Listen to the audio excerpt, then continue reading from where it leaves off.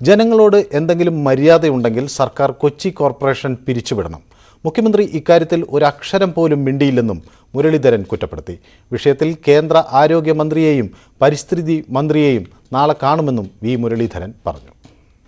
മാലിന്യ സംസ്കരണത്തിൽ സമ്പൂർണ്ണമായിട്ട് പരാജയപ്പെട്ട Kochi corporation പിരിച്ചുവിടണം. CPMന്റെ mayor കഴിഞ്ഞ കുറേ ദിവസങ്ങളായി ഈ സർക്കാർ, ഈ ഭരണ സംവിധാനം നിലവിൽ വന്നത് മുതൽ അദ്ദേഹത്തിൻ്റെ നേതൃത്വത്തിലാണ് ഈ കാര്യങ്ങൾ മുഴുവൻ നടന്നുകൊണ്ടിരിക്കുന്നത്.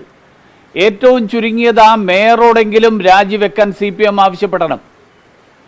അല്ലെങ്കിൽ ജനാധിപത്യത്തോട് കാണിക്കുന്ന വലിയ വഞ്ചനയാണിത്.